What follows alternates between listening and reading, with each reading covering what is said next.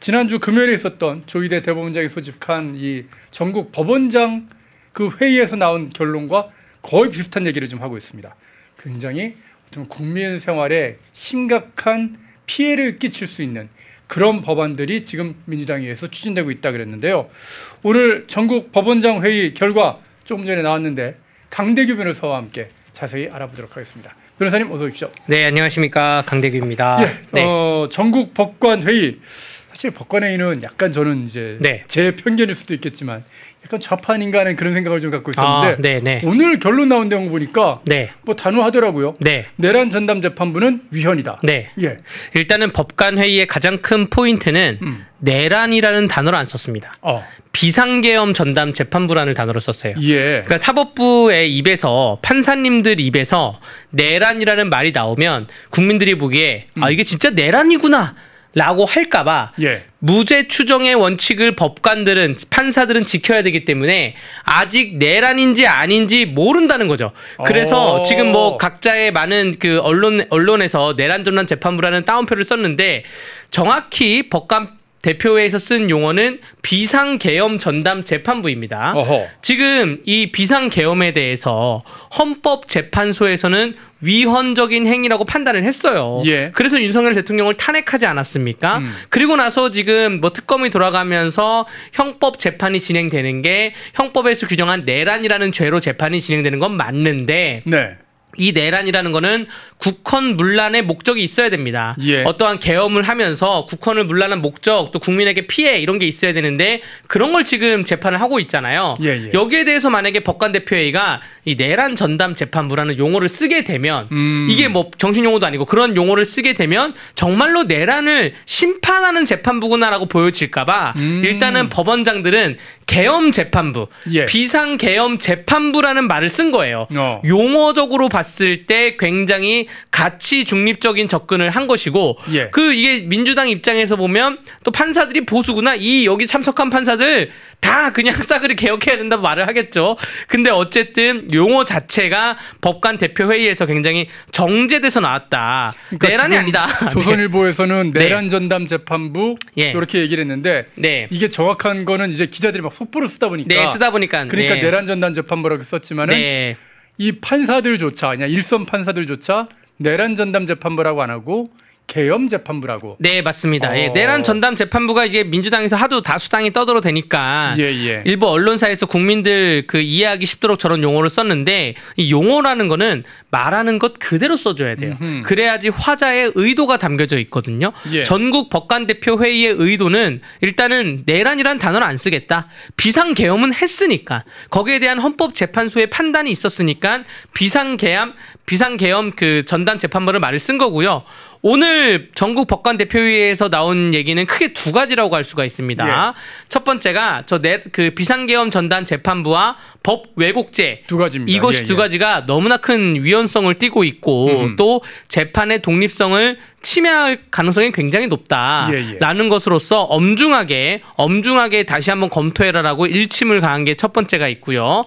또 두 번째가 사법부의 인사평가 제도, 지금 민주당이 추진하고 있는 법원 행정처를 없애고 뭐 사법개혁위원회를 만들어가지고 그 위원회의 위원들을 본인들 사람으로 또 앉히겠죠. 이러한 법관들의 인사평가 제도에 대해서 사법부와 논의를 하지 않은 상태에서 민주당이 자기들 마음대로 제도를 뜯어 고치는 거, 이것도 굉장히 큰 우려를 낳고 있다라고 두 가지의 일침을 법관 대표에서 그 강력하게 얘기했고요. 물론 그 전에 사전 전제로 현재 비상계엄 이후에 국민들의 뭐 인식이나 혹은 아니면 이러한 재판이 흘러가고 있는 거에 대해서는 무겁고 엄중하다라고는 인식은 하고 있다. 라고 전제를 깔고 민주당의 행위에 대해서 일침을 가했는데 저는 가장 중요한 건 그거 같아요. 내란이라는 단어를 안 쓰는 거.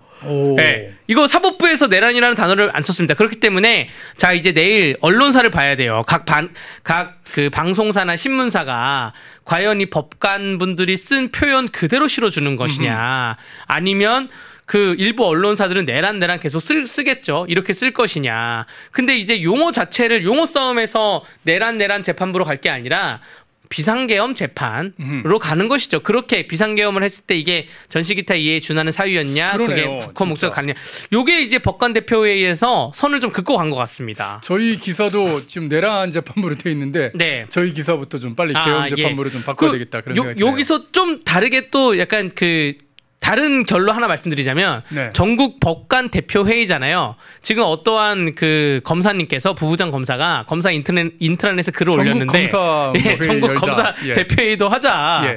그 전국 검사 대표회의도 하자. 우리 전국 법관 대표회의는 대법원 규칙에 있습니다. 그래서 얼마에 한 번씩 하고 뭐 어디서 하고 뭐 진행은 어떻게 하고 이런 안건은 누가 올리고 이런 얘기가 있는데 전국 검사 대표회의는 없어요. 없기 때문에 검사는 동일체잖아요. 예, 우리가 모이면 뭔가 정치적 목적 때문에 모인 거라고 다들 오해하는데 그렇지 않다. 우리도 모여보자라고 글을 올려서 이게 지금 법조계에 파장이 좀 나올 것 같습니다. 예. 네. 그나저나 그럼에도 불구하고 민주당은 계속해서 이거는 뭐 합헌이다 막 그런 식으로 막 그냥 반박하고 주장하고 막 그러긴 했는데요.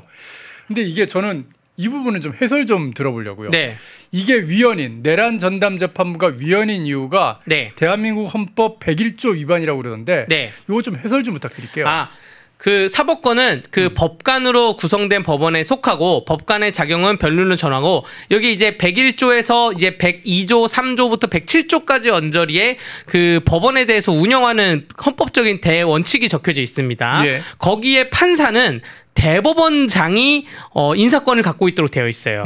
대법원장이 그 법원 행정처와 함께 인사권을 갖도록 되어 있는데 내란 전담 재판부는 지금 사법부에서 입법부에서 판사를 추천한다는 거 아닙니까? 입법부하고 행정부가 입법부 행정부가 추천하면서 뭐 헌법재판소도 넣고 뭐 변호사 단체도 넣고 그러니까 이 검사라는 직함은 행정부에 소속돼 있는 거기 때문에 특검은 너희들이 추천해서 만들 수 있지만 사법부의 판사라는 것은 사법부 그 고유한 하나하나가 그 기관을 의미하는데 그러한 기관에 대해서 입법부가 법으로 만들어서 새롭게 창설하고 추천한다는 거는 그것은 헌법 101조에서 107조가 규정하고 있는 사법부의 상권분리 원칙에 위반돼서 사법부를 독립을 침해한다는 거고 단언적으로 말하면 이런 거죠. 그렇게 법을 만들 거면 이 재판은 추미애가 판사에서 한다.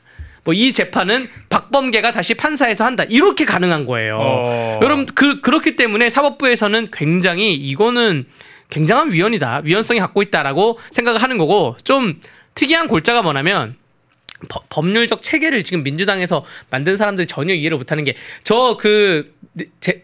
내란 전담 재판부라고 할게요. 편하게. 내란 전담 재판부의 판사를 임명을 추천하는 주체가 헌법재판소입니다. 헌법재판소가 추천을 하잖아요. 저기에 대해서 바로 위헌 청구가 들어갈 건데 그거를 판단하는 주체도 헌법재판소예요. 그러니까 헌법재판소가 본인들이 추천해놓고 본인들이 위헌 청구 들어오면 또 본인들이 한 행위에 대해서 판단을 해야 되는 아주 희한한 구조가 발생할 수 있기 때문에 민주당 내부에서도 지금 말이 많고 변호사 단체도 지금 의견을 내고 있고 하다못해 민변도 지금 의견을 내고 있고 그러고 있습니다. 그럼에도 불구하고 대통령실에서는 일단 뭐 내란 전담 재판부 설치에 원칙적으로는 동의한다. 뭐 이런 식으로 얘기를 하고 있는데요. 그러나 방금 말씀하신 대로 지금 대한변협 심지어 그 좌파 단체인 민변까지 내란 전담 재판부나 법외국제는 이거는 위헌이다라고 분명하게 얘기하고 있고 좀 재밌는 게 조국 혁신당 맞습니다. 조국 혁신당도 지금 이거는 좀 위헌이야 뭐 그런 얘기를 하고 있는데 그러면서 이런 얘기를 좀 하더라고요. 그러니까 이 내란 전담 재판부가 지금 현재 민주당에서 올려놓은 지금 그 내란 전담 재판부 신설과 관련된 그 법안대로 올라가게 되면 이건 100% 위헌일 뿐만 아니라 윤석열 대통령이 석방된다라는 얘기를 하던데. 유리하다. 그게 왜 석방이 된다는 거죠? 그러니까 사람을 피고인을 구속해놓고 재판할 수 있는 기간은 6개월입니다. 구속 기간. 그렇기 때문에 김만배도 한번 나왔다 들어간 거고 송영길도 나왔다 다시 송영길 지금 나와 있는 건데 윤석열 대통령 같은 경우에는 내년 1월 한 20일경이 구속 기간 만료예요. 내란 전담 재판부를 설치를 하면 재판이 더 길어질 수밖에 없는 구조입니다. 새로운 재판부를 설치하기 때문에 그래서 1월 20일을 넘기는 거죠. 1월 20일을 넘기기 때문에 대통령이 다시 보석으로 풀려날 수가 있는 가능성이 굉장히 높고 높고요. 근데 내란 전담 재판부 저 설치법에 보면 이 내란을 죄명으로 하는 그 재판의 하나여서는 아까 말한 형사소송법에는 인신을 구속해 놓고 재판하는 게 6개월인데 그거를 1년 늘릴 수 있다고 되어 있어요. 예. 근데 이게 1년을 늘린다 하더라도 내란 전담 재판부 설치법 자체를 변호인들이 위헌 소송을 진행하게 되면 위헌 소송은 한 2년, 3년 갑니다. 헌법재판소가 그걸 판단하기 위해서. 물론 신속하게 하면 뭐 6개월 안에 할 수도 있는데 어쨌든 이러한 저러한 사정을 가지고 해서 윤석열 대통령에게 유리하다고 한다는 저 표현이 윤석열 대통령이 보석으로 풀려날 수가 있다. 라고 지금 많은 법조인 많은 민주당 좌파 진영에서 보고 있고 법조인들이 보기에도 내년 1월 20일이면 어차피 풀려나야 되는데 저 법 통과하고 나면 행정적으로 저걸 추천하고 설치하고 하는 게 내년 1월 20일이 지나가지 않을까라고 생각이 들고요. 저렇게 윤석열 대통령에 대해서 풀려나지 않게 하려면 별건으로 기소가 돼야 돼요. 별건으로 기소가 돼야 되는데 지금 특검이 이 위에 윤석열 대통령에 대해서 뭐를 또 별건으로 기소를 할지는 모르겠는데 아마 기술적으로 내년 1월 10일쯤에 별건으로 기소를 할 수 있다 생각이 되고 어쨌든 조국혁신당에는 저렇게 주장하는 이유는 내란 전담 재판부가 설치되면 시간이 늘어날 거다라는 건데 위헌 소송 때문에 네. 어떻게 보면 본안 소송도 중지가 되고 네. 그러니까 일단은 얘네들이 법을 만들었으니까 주기현 판사가 지금 네. 진행하고 있는 그 재판을 가져올 거 아니에요. 네. 근데 가지고 왔는데 위헌 소송이 들어오니까 예. 멈춰지는 거죠. 멈춰집니다. 예전에 간통죄가 있었던 시절에도 네. 간통에 대해서 이거는 위헌이다. 나의 사생활을 침해했다라고 소송을 걸면 재판 자체가 정지가 됐어요. 5년이고 6년이고 정지가 됐습니다. 예. 그래서 간통죄가 이제 위헌이 나온 것인데 자 그래서 지금 민주당 내부에서 지금 알력 싸움이 좀 있고 예. 뭐 정청래호나 뭐 추미애 법사위원장의 알력 싸움이 있는데 그래서 지금 저걸 로펌의 자문을 의뢰해서 위헌의 소지를 좀 없앤다는 거잖아요. 그러니까 저도 이게 좀 기사가 예. 좀 조금 전에 속보로 들어온 예. 건데 민주당에서 이제 의원총회 열어가지고 네. 내란 재판부 신설법 네. 열심히 자기네들끼리 막 토론을 벌였대요. 네. 근데 자기네들도 논의해 보니까 야 이거는 좀 위험하다. 이건 네. 위헌이다. 그런 결론이 나와가지고 정청래가 이걸 로펌에다 자문 의뢰를 하겠다는 네. 건데 대체 뭘 물어보겠다는 건지 잘 모르겠어요. 저는 일단은 이건 이렇게 표현할게요. 내란 전담 재판부는 일반적인 법조인이 보기에는 그 자체로 위헌입니다. 이거를 실시하면 위헌이지 예. 위헌 요소를 없애겠다가 불가능해요. 예를 들어서 저런 얘기는 김치찌개를 끓일 때 김치를 안 넣고 끓이겠다. 뭐 이런 얘기예요. 김치찌개에 대한 모독이지. 김치찌개가 아닌 거죠. 예, 김치찌개는 김치가 들어가야지 김치찌개인데 우리가 김치찌개 끓이겠습니다. 야 김치찌개 끓이지 마 하니까 김치찌개는 끓일 건데 김치를 안 넣고 끓일게요. 뭐 이런 거나 혹은 아니면 축구를 할 건데 발로 차진 않을 겁니다. 뭐 이런 얘기예요. 머리로 해야 되나? 자 축구 경기를 열어. 자 축구를 하자라고 다 모였는데 예. 대신 발을 쓰면 안 됩니다. 손하고 머리를 써야 돼요. 그러니까 지금 이상한 얘기를 하고 있는 거예요. 그러니까 내란 전담 재판부 자체를 설치하지 말아야 되는데 저거를 설치하는 순간 어떠한 얘기도 다 아까 말씀드렸다시피 헌법 101조에서 107조 위헌 문제가 발생하고요. 저기 로펌에 의뢰한다는 거 저는 정말 변호사로서 저도 로펌에 소속돼서 근무하는 사람으로서 굉장히 불만인 것 중에 하나는 왜 저런 의뢰는 저 같은 사람한테 의뢰를 안 할까? 이런 것도 불만이 있고. 답이 보이니까 안 하지. 아니 저게 수천만 원의 의뢰가 갈 텐데 저걸 입찰을 안 하고 여러분들 일련의 사태에 대해서 문재인 정부 때 굉장히 재미를 많이 봤던 그 변호사들이 이번에 12월 3일 계엄 이후에 온갖 일에 대해서 국회를 대리해 가지고 하는 탄핵 소송이나 예. 등등에 대해서 굉장히 많은 자금을 받아갔어요. 저거 정청래 개인 돈으로 맡길 거냐고요. 저거 하다못해 민주당에 있는 민주당 당비로 맡길 겁니까? 저거 국회에서 예산 떼가지고 외부 로펌에 자문 의뢰한다는데 저 로펌도 국회 예산으로 하는 거예요? 국회 예산으로 하지 않을까요? 제가 보기에는 국회 예산으로 할 수밖에 없는 군인데 법사위에서 맡기던 입법을 발의했던 의원이 하던 물론 민주당 당비로 할 수도 있겠지만 저기에 대해서 그러한 국회 예산을 떼서 맡기지 않을까라고 굉장히 의심이 들고요. 저걸 본회의 통과를 해야 되니까. 예. 그래서 저 외부 로펌은 어디가 선정될지는 대충 머릿속에 보이는 로펌입니다. 그러면서 어떠한 로펌이 와도 위헌 소지를 어떻게 없애겠어요? 비상계엄 재판부를 설치하는 것 자체가 지금 위헌인데 예. 어떠한 로펌이 와도 야 발을 쓰지 말고 축구를 해라. 혹은 아니면 김치를 넣지 말고 김치찌개를 끓여라. 이런 얘기는 저는 절대 못한다고 보여지고요. 예. 그나마 여기서 볼 수 있는 포인트가 민주당 내부에서 약간 이 문제를 가지고 슬금슬금 그 분열이 발생하는 거 아닌가 그렇게 생각이 됩니다. 네. 특히나 이제 추미애 법사위원장에 대해서 굉장히 공격이 많이 들어간 모양이더라고요. 네. 너무 서둘러 갖고 법안을 추진한 바람에 지금 이렇게 문제가 된 거 아니냐 그러니까 추미애 법사위원장 한다는 얘기가 채학 것을 염려해서 나뭇잎도 띄웠다. 이건 뭐 김유신 장군 얘기하는 것도 아니고 네. 김유신 장군이 이제 막 그 말 달리고 와가지고서 물 한 번 좀 주시오 그랬더니만 이제 뭐 그 물 띄우고 거기다 이제 뭐 네. 나뭇잎을 띄웠다 뭐 그런 얘기지 않습니까? 이게 뭔 얘기예요? 아니 뭐 이런 얘기겠죠. 내가 그 경기도지사 출마하려는데 너무 안 뜨고 있으니까 뜨기 위해서 어쩔 수 없었다. 내가 최고위원도 사퇴해야 되고 법사위원장도 내려놔야 되는데 그 전에 내가 선을 긋고 싶었다. 이렇게 뭐 솔직하게 말하면 되는데 여러분들 근데 제가 지금 많은 여러 가지 뭐 여론조사에서 뭐 이재명의 지지율이 50% 넘고 민주당의 지지율이 한 50% 넘고 이런 얘기 있잖아요. 제가 이게 허술하고 지난주에 정확히 느낀 게 제가 12월 3일 계엄 그 1년 되는 날 제가 국회 바로 앞에 있는 숙소에서 1박을 했거든요. 그래서 거기 좀 돌아다녔어요. 이재명 그날 안 왔잖아요. 그때 많은 얘기가 뭐 김현지 때문에 안 왔다 여러 가지 얘기가 있지만 결론은 뭐냐면 사람이 없어서 안 온 거예요.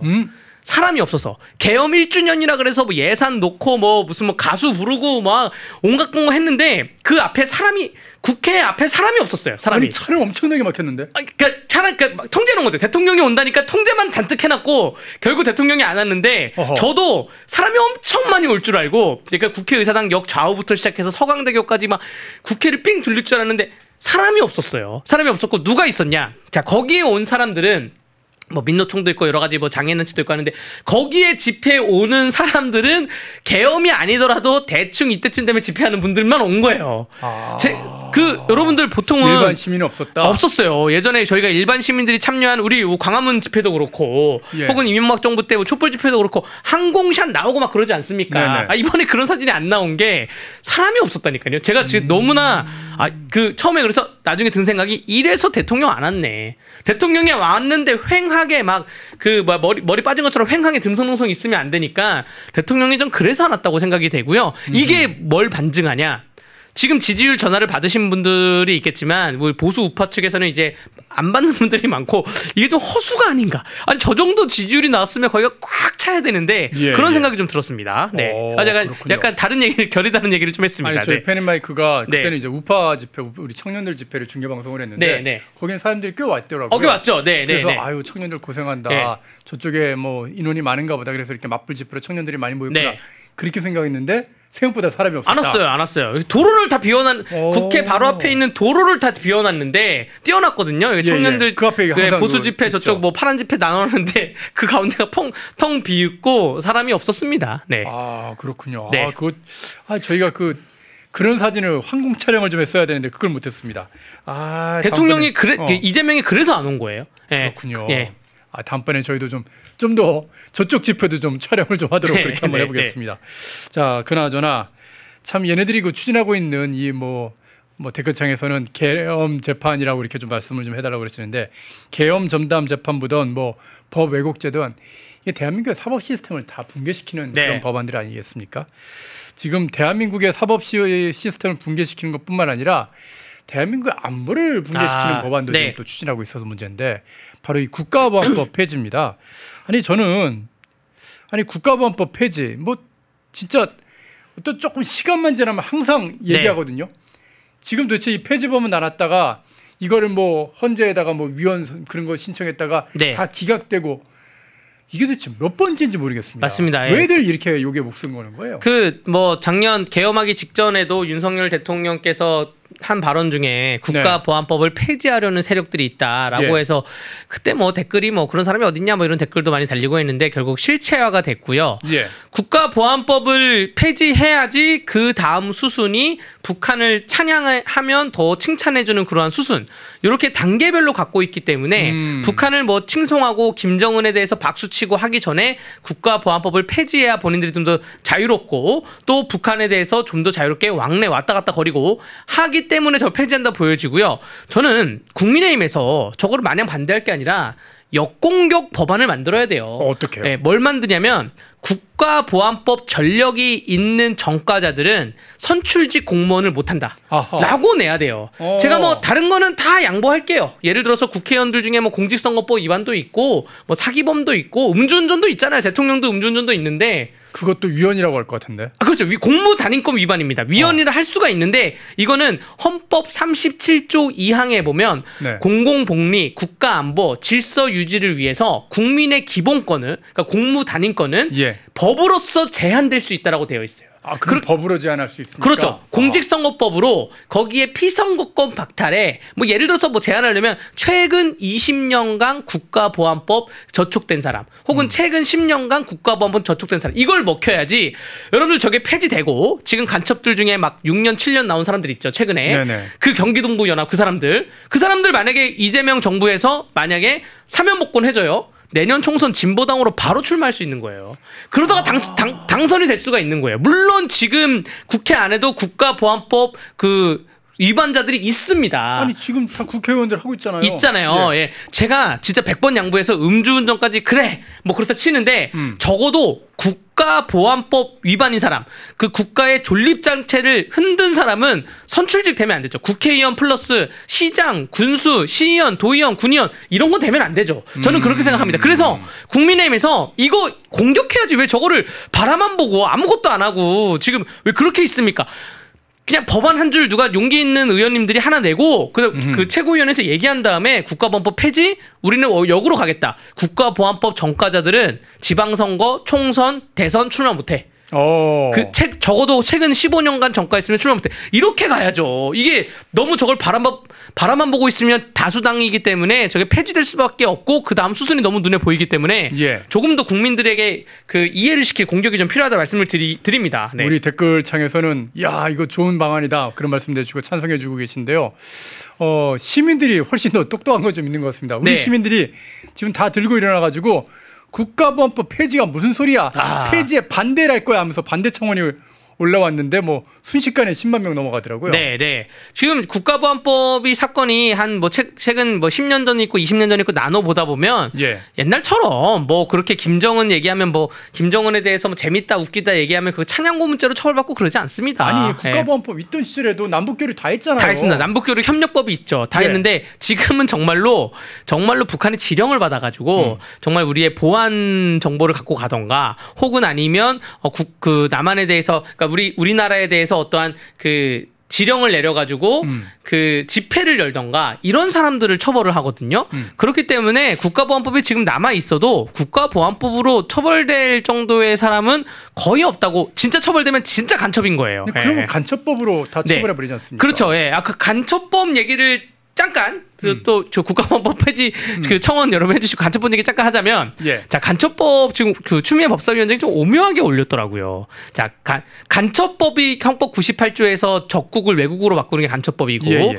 법 왜곡죄도 형법에 있습니다. 네. 그럼 이걸 따로 올려야 되는데 이걸 지금 대안이라 그래가지고 여러 가지 법의 원고를 섞어가지고 하나의 안에 간첩법 간첩법 그 적국 외국 바꾸는 개정안과 따로 올라간 게 아니에요? 법 외국 그게 한 안건에 있어요. 제가 의안정보 시스템을 여기 오기 전에 검색해봤는데 한 안건에 있어가지고 이게 하나가 있어가지고 국민의힘에서 이거를 그 법 왜곡죄에 대해서 반대를 하게 되잖아요. 그러면 간첩법도 반대게 되는 거예요. 지금 이상하게 만들어놨어요. 결국 지금 꼼수를 썼네. 네, 지금 법사위에 그렇게 법사위원장 대안으로 올라가 있고 이게 본회의에 언제 상정될지 모르겠지만 만약에 국민의힘이 우리는 법 왜곡죄에 대해서 우리는 나오겠다라고 법 왜곡죄 투표 안 하겠다 하게 되면 그러면 간첩죄도 너네 그러면 찬성 안 하는 거네. 너네 보수 정당인데 간첩죄 개정 찬성 안 하겠네. 요렇게 지금 되어 있어요. 그 의안정보 시스템 들어가서 보시면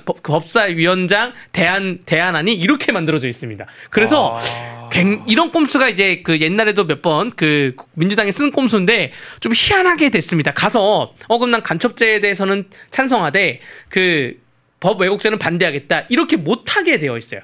형법이라는 하나의 법이기 때문에 거기 하나의 법 98 개정안 헌법 개정안 98조 개정 무슨 개정 하나에 넣기 때문에 좀 이상하게 추미애가 만들어놨습니다. 참 네. 추미애답다라는 그런 생각이 드는 그런 네. 꼼수 작전인 것 같은데요. 예, 댓글창에서 최현호님, 엔젤키님 후원 감사드리겠고 엔젤 킬링께서는 조금 더 나가셨네요. 국가보안법 전과자는 아예 공무원 임용되는 거를 금지해야 된다. 그렇죠. 네, 맞습니다. 네. 국가보안법 위반한다는 거는 국가에 대해서 반역자들인데 어디 공무원을 하겠습니다. 맞습니다. 맞는 말씀이에요. 예. 지금 약간 그 사법부의 일부 판사님들 중에도 옛날에 운동하다 처벌받은 분들이 계시대요. 예. 근데 약간 그래서 그러한 편향적으로 주요 공무원 중에 주요직은 좀 그 시험에 공무 단임권을 박탈시켜야 된다 생각합니다. 네. 예. 정말 진짜 왜 대한민국 안보가 중요하고 또 사법 질서에서 그렇게 삼권 분립이 중요한지는 사실 저는 그 민주당이 요즘 만들어 갖고 아주 그냥 진짜 만행을 저지르고 있는 이 특검들만 봐도 알 수가 있는데 특검이 예전 같으면은 이게 여당과 야당이 합의해서 특검을 뽑았지 않습니까? 그래서 어느 정도쯤 그래도 공정성 이런 걸 요만큼이라도 좀 기대를 할 수가 있었는데 물론 문제가 많긴 했었습니다만 근데 이번에 민주당이 일방적으로 뽑은 이 특검들 진짜 사고를 많이 쳤는데 이 통일교 관련 수사도 좀 문제가 있다고 그러더라고요. 통일교에서 돈을 국민의힘에만 준 게 아니라 민주당한테도 돈을 줬는데 정작 이 김건희 특검이죠. 김건희 특검에서는 통일교가 국민의힘에 준 돈만 갖고 수사를 해가지고 지금 뭐 권성동 의원도 집어넣고 뭐 구속시키고 다 그런 일만 좀 하고 민주당 건 그냥 덮어버렸다는 겁니다. 그걸 한겨레 신문에서 단독 보도를 하더라고요. 한겨레에 썼어요. 네, 이게 얼마나 법률적으로 중하면 한겨레가 신문이 또 이 정도로 썼을 거라 생각되고요. 저격을 했습니다. 자, 이 행태에 대해서는 그 정무적인 관점과 법률적인 관점으로 나눌 수가 있죠. 정무적인 관점은 민주당이 검사들이 이렇게 일방적으로 한다 그래서 특검을 만들었는데 특검은 더 일방적으로 지금 가고 있습니다. 그리고 검사들은 사건을 남겨두기라도 했지 특검은 아예 수사조차 하지 않은 그런 행태를 보이고 있고요. 그러니까요. 법률적으로 보면 이거는 특검법 위반 소지가 좀 있고 또 국가공무원법에 보면 공무원들은 그 위법 행위를 발견했을 때 자동으로 고발을 해야 된다는 조치가 있어요. 의무가 돼 있나요? 의무사항입니다. 이걸 안 하면 직무유기예요. 이게 또 개별병에는 뭐 예를 들어서 농수산물식품법에는 농수산 관련 그 공무원을 고발을 해야 되는 것이고 의료 관련된 공무원은 또 이걸 고발해야 되고 개별법에도 다 있지만 이게 어린이집 그 관련 공무원들은 보육아동과 공무원들은 아동학대 보면 고발해야 되고 이런 게 개별법에 다 있지만 아동복지법에도 있고 근데 어쨌든 전체적으로 국가공무원법에도 어떠한 그 위법행위가 발견됐을 때는 고발을 해야 된다고 자동적으로 되어 있습니다. 그런데 이 윤 본부장, 통일교에 있는 윤 본부장이 얘기했다는 거 아니에요. 아예 리스트를 갖다 줬다는데요. 그 리스트에 보면 현직 장관 4명, 민주당 5의원 몇 명 해가지고 15명이 있다는 거 아니에요. 15명입니다. 이게 여러 액수도 적지도 않아요. 몇 천만 원씩이에요. 이게 법률적으로 직무유기는 당연한 거고 지금 얼마나 지금 보수 진영에서는 좀 권성동 의원이 억울하게 됐냐면 권성동 의원이 돈을 받았다는 거는 1억인데 돈을 받았다는 거는 본인 선거가 아니라 다른 사람의 선거. 대선을 때문에 돈을 받아가지고 전달한 거잖아요. 본인이 뭐 쓴 것도 아니고. 그런데 이 보도 전에 나왔던 이광재, 강기정, 김영록, 전남도지사, 또 그 강주시장, 또 강원도지사 후보자 이 사람들은 2020년에 본인 지방선거 때문에 본인이 돈 받은 거예요. 근데 여러분들 이게 이 15명이 더 큰 문제가 뭐냐면 2024년에 또 총선이 있었습니다. 만약에 통일교에서 우리 총선 때문에 지금 현직 장관 중에 4명 또 그 민주당 국회의원 중에 몇 명, 5명 몇 명 돈 다 우리가 갖다 줬다라고 하면 자 권성동은 본인 선거로 돈 받은 게 아니에요. 받아 전달한 거예요. 다른 사람 선거를. 근데 본인 선거로 돈 받은 사람은 그냥 구속 수사를 해야죠. 전달한 것도 아닌데 그래서 그러한 약간 형평성의 특검이 너무나 어긋났다는 좀 생각이 되고요. 요거 때문에 봐야 돼요. 우리가 이제 한학자 통일교 그 총재에 대해서 구속 집행정지가 나올 것 같아요. 제가 보기에는. 이제 변호사들이 그 딜을 할 수도 있고 정권하고 딜을 하던가 해서 딜을 하는 건가요? 네, 그래서 한학자 총재에 대해서 지금 15명 지원 한겨레가 정말 정의로운 신문이면 15명 이름 빨리 다 쓰세요. 15명이 누구인지 이름을 다 써야 되는데 15명 써놓고 그냥 툭 던져만 놓고 사회 혼란스럽게 만들고 한학사 총재가 딜을 할 수 있는 공간을 열어준 것 같은데 저렇게 하지 말고 15명이 누구인지 현직 장관이 있는지 없는지 이름을 써야죠. 저는 그래야지 좀 정의로운 언론사다라고 생각이 되고요. 국민의힘에서 항상 얘기해온 게 뭐였냐면 통일교 문제가 딱 터졌을 때 지금 이재명 대통령도 얼마 전에 국무회의에서 지시 내린 게 뭐 종교의 정치 개입에 대해서는 뿌리를 뽑아라. 해산시켜라 막 그런 얘기했죠. 그게 너무 어이가 없는 게 아니 통일교 국민의힘하고 관련 크게 없거든요. 통일교의 한학자 총재의 비서실장이 용산구에 출마할 때 민주당 이름으로 출마했고 이게 진보 정권에서 성장을 해온 거라고 저희가 알고 있기 때문에 국민의힘은 되게 황당한 거예요. 최소한 양쪽 다 줬어요. 다 줬죠. 예. 큰 선거 때는 그런 거기 때문에 저거는 저 특검해야죠. 특검해야 되는데 저 특검의 오만방자함을 이거를 해결할 수 있는 걸 이거 공수처가 해결할지 경찰이 해결할지 저거 인지수사를 해야 된다고 보여진다. 특검은 어디다 신고를 해야 되나요? 특검에 좀 어떤 직권남용이나 이런 거는? 검찰이 없어지니까. 일단은 경찰에 국수 보내다가 신고를 해야 되는 게 원칙이라고 보여지고요. 그 특검이 공수처법에 의해서 공수처법의 수사 대상이 특검에 올라가 있지는 않을 겁니다. 그래서 경찰 국수본으로 수사를 하던가 아니면 그 검사가 인지수사권의 조항에 대해서 살펴본 다음에 정치자금법 관련해서 관련 수사는 할 수가 있다고 되어 있을 거예요. 그러면 정치자금법을 덮은 수사니까 정치자금법에 관련 수사기 때문에 검찰에서 발빠르게 하던가 자 일단은 한겨레가 신호탄을 쐈습니다. 예. 이거를 국수본이든 검찰이든 공수처든 저기에 대해서 인지하지 않고 수사를 안 한다는 거는 그 자체가 또 직무유기이고요. 조은석 특검은 제가 보기에 특검 끝나면 국내에 없어야 돼요. 국내에 없겠네요. 특검 끝나면 바로 지금 박용수 특검 구속돼서 들어갔잖아요. 물론 박용수 특검은 대장동 때문에 구속돼서 들어갔지만 조은석 특검 지금 또 민중기 특검도 그렇고 본인들이 한 행태가 줄줄이 구속되는 건가요? 네, 단순히 그냥 수사에 대해서 우리가 수사를 미진했다 이게 아니라 불법 행위를 저지른 거예요. 그것도 어마어마한 불법 그렇죠. 행위를. 그렇기 때문에 그 특검에 대한 임기가 끝나면 해외로 나르지 않을까? 저는 그렇게 생각합니다. 네. 이야, 이거 참 특검이 될 때는 이거 끝나고 나면 내가 민주당 정권에서 뭐 한 자리라도 하지. 네. 그렇게 생각을 했을지 모르겠지만. 일단은 가장 궁금한 게 오늘이 월요일이니까 네. 한 수요일 목요일쯤 되면 15명 명단이 돌 겁니다. 지금 15명 명단을 안 돌게 하려고 우리가 이따 후수를 할 여러 가지 연예인들 얘기를 막 지금 털고 있는 것 같기도 한데 그래서? 어쨌든 그 명단은 반드시 확보를 해서 현직 그 15명 인사들이 이렇게 돈을 받은 종교단체로부터 돈을 받은 적이 없거든요. 그렇기 때문에 이거는 대한민국이 끝까지 추적을 해봐야 됩니다. 네. 김현지 덮으려고 뭐 조신웅도 터뜨리고 박나래도 터뜨린다. 네. 그런 얘기는 들어봤는데 이제 한겨레가 터뜨린 15명의 그 민주당의 명단을 네. 그거를 덮으려고 조진웅을 터뜨렸다. 네. 새로운 강대규 변호사님의 분석이었습니다. 펜앤마이크에서 추천하는 영상도 보고 가세요. 다른 영상도 즐기시려면 구독 버튼을 꼭 눌러주세요.